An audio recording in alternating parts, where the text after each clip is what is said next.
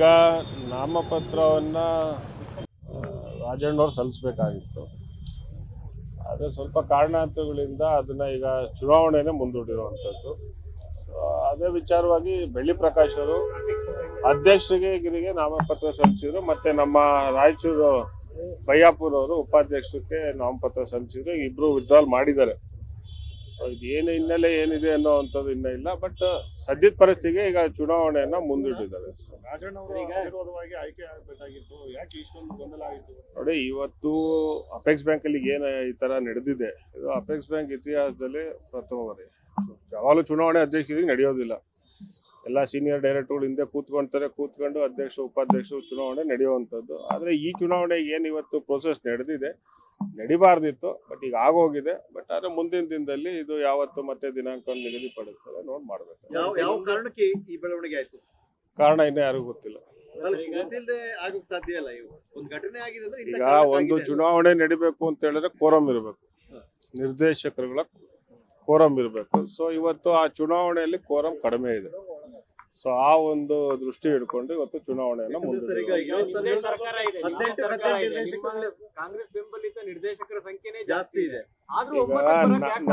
ನಮ್ದೇ ಸರ್ಕಾರ ಇದೆ. ಸರ್ಕಾರ ಇದ್ರೂ ಕಾಣದ ಕೈಗಳು ಬಹಳ ಅಷ್ಟು ನಡೆದಿದೆ ಇಲ್ಲಿ, ಆಯ್ತೇನಪ್ಪ. ಸೊ ಅದೇನೇನು ನಡೆದ್ರು ಈಗ ಚುನಾವಣೆ ಮುಂದಾಗಿದೆ. ಮುಂದಿನ ದಿನಾಂಕ ಯಾವತ್ತು ದಿನಾಂಕ ನಿಗದಿಪಡಿಸಿದ್ರೆ ಅವತ್ತು ಚುನಾವಣೆ ಅಲ್ಲ. ರಾಜಣ್ಣವರು ಅಧ್ಯಕ್ಷಕ್ಕೆ ಆಕಾಂಕ್ಷಿ ಇರೋದು ನಿಜ. ಇನ್ನ 2 ತಿಂಗಳಲ್ದಿರ ಇನ್ನ 6 ತಿಂಗಳಾದ್ರೂ ಅವರೇ ಅಧ್ಯಕ್ಷಕ್ಕೆ ಆಕಾಂಕ್ಷಿ ಇದ್ದೇ ಇರ್ತಾರೆ. ಅದ್ರಲ್ಲೇ 2 ಮಾತಿಲ್ಲ.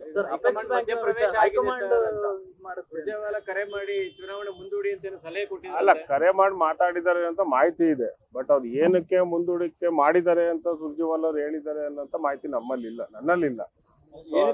ಮುಖ್ಯಮಂತ್ರಿಗಳೇ ಮಾಡಿರೋದಲ್ಲ, ಮುಖ್ಯಮಂತ್ರಿಗಳೇ ಮಾಡಿರೋ. ಯಾಕೆ ಅಂತ, ಯಾಕಂದ್ರೆ ರಾಜಣ್ಣ ಅವರು ಆಪ್ತರಿದ್ದಾರೆ ಮುಖ್ಯಮಂತ್ರಿಗಳಿಗೆ.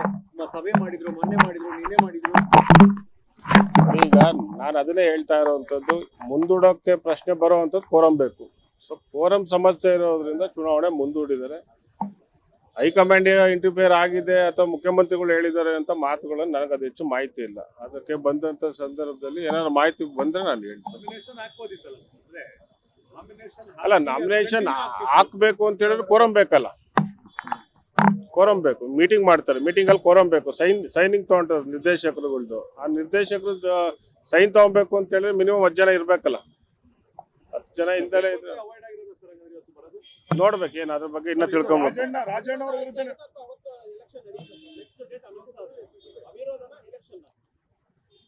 ಅದ್ ನೋಡೋಣ ಅವತ್ತಕ್ಕೆ. ಇನ್ನು ಎಲೆಕ್ಷನ್ ದಿನಾಂಕ ಅನೌನ್ಸ್ ಆಗ್ಲಿ. ನೋಡಿ, ಸುರ್ಜೇವಾಲಾ ಅವರು ನಮ್ಮ ಪಕ್ಷದ ಮುಖಂಡರಿದ್ದಾರೆ, ನಮ್ಮ ರಾಜ್ಯದ ಉಸ್ತುವಾರಿ ಇದ್ದಾರೆ. ಸೊ ಅದರಿಂದ ಅವರು ಈ ಕೋಆಪರೇಷನ್ ವಿಚಾರ ಅಂತ ಬಂದಾಗ ಸ್ವಲ್ಪ ಅವ್ರಿಗಿನ್ನ ಮಾಹಿತಿ ಕಡಿಮೆ ಅಂತ ಅನ್ಕೊಂತೀನಿ ಸುರ್ಜೇವಾಲಾ ಅವ್ರಿಗೆ. ಯಾಕಂದ್ರೆ ಇಲ್ಲೇನು ಯಾವ್ದು ಪಕ್ಷವಾಗಿ ನಡೆಯುವಂಥದ್ದಲ್ಲ.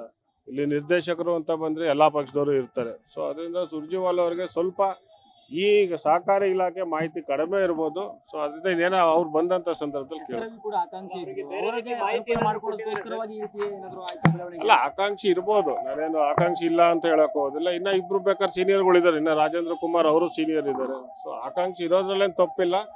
ಆದ್ರೆ ಫೈನಲ್ ಆಗಿ ಈಗ ಪಕ್ಷ ಇದೆ, ಸರ್ಕಾರ ಇದೆ. ಸರ್ಕಾರದ ಏನು ಮಾಹಿತಿ ಇದೆ, ಸರ್ಕಾರ ಏನ್ ನಿರ್ದೇಶನ ಕೊಟ್ಟಿದೆ ಅದ್ರ ರೀತಿ ನಡೆದಿದೆ. ನೋಡೋಣ, ಅದು ಮುಂದಿನ ದಿವಸದಲ್ಲಿ ನಾನು ಹೇಳ್ತೀನಿ ಅದ್ರ ಮಾಹಿತಿ. ರಾಜಣ್ಣವ್ರ ವಿರುದ್ಧ ಪದೇ ಪದೇ ಈ ತರದ್ದೊಂದು ಷಡ್ಯಂತ್ರಗಳು ನಡೀತಿದೆ. ನೋಡಿ, ರಾಜಣ್ಣವರು ನಿಮ್ಗೆಲ್ಲ ಗೊತ್ತಿರೋ ಹಾಗೆ ನೇರ ನುಡಿ. ಅದು ಆ ನೇರ ನುಡಿ ವಿಚಾರದಲ್ಲಿ ರಾಜಣ್ಣವ್ರ ಮುಂದೆ ಎಲ್ಲ ಹೆಚ್ಚು ಮಾತಾಡ್ತಾರೆ ಅಂತ ನಡೆದಿರುವಂಥದ್ದು. ಅದೇ ವಿಚಾರದಲ್ಲಿ ಮಂತ್ರಿಗಿರಿ ಕಳ್ಕೊಂಡಿರುವಂಥದ್ದು. ಸೊ ನೋಡೋಣ, ಮುಂದಿನ ದಿನದಲ್ಲಿ ಮಂತ್ರಿಗಿರಿ ಆಗ್ತದೆ. ಹೊಸಬರಿಗೆ ಅವಕಾಶವನ್ನ ಕೊಡಬೇಕು ಅನ್ನೋ ಒಂದು ವಿಚಾರನೂ ಕೂಡ ಪ್ರಸ್ತಾಪ ಮಾಡಿದ್ದಾರೆ ಡೈರೆಕ್ಟ್. ಸ್ವಲ್ಪ ಹೊಸಬ್ರು ಕೊಡೋದ್ರಲ್ಲಿ ಏನು ತಪ್ಪಿಲ್ಲ. ಆದರೆ ಇವತ್ತು ಬ್ಯಾಂಕಿನ ಸ್ಥಿತಿಗತಿನೂ ನೋಡಬೇಕು. ಬ್ಯಾಂಕಿನ ಸ್ಥಿತಿಗತಿ ನೋಡ್ಬೇಕು. ಯಾಕಂದ್ರೆ ಅಪೆಕ್ಸ್ ಬ್ಯಾಂಕ್ ಅಂತ ಮಾಡಿದ್ರೆ ಮದರ್ ಇದ್ರ ಕೈ ಕೆಳಗಡೆ DCC ಬ್ಯಾಂಕ್ ಬರುತ್ತೆ, ಸೊಸೈಟಿಗಳು ಬರ್ತವೆ. ಸೊ ಅದರಿಂದ ಸ್ಥಿತಿಗತಿ ನೋಡ್ಕೊಂಡು ಅಪೆಕ್ಸ್ ಬ್ಯಾಂಕ್ ನಡೆಸಬೇಕು. ಸೊ ಅದರಿಂದ ಸೀನಿಯರ್ ರಾಜಣ್ಣವ್ರು ಇದ್ದಾರೆ, ಆಗ್ಬೇಕು ಅಂತ ಎಲ್ಲ ನಿರ್ದೇಶಕರುಗಳು ಭಾವನೆ ಅಂತ. ಮುಂದಿನದಲ್ಲಿ ಖಂಡಿತವಾಗೂ ಆಗ್ತಾರೆ. ನಿರ್ದೇಶಕರು ಯಾರಿಗೆ ಬೆಂಬಲ ಕೊಡ್ತಾರೆ ಅವ್ರು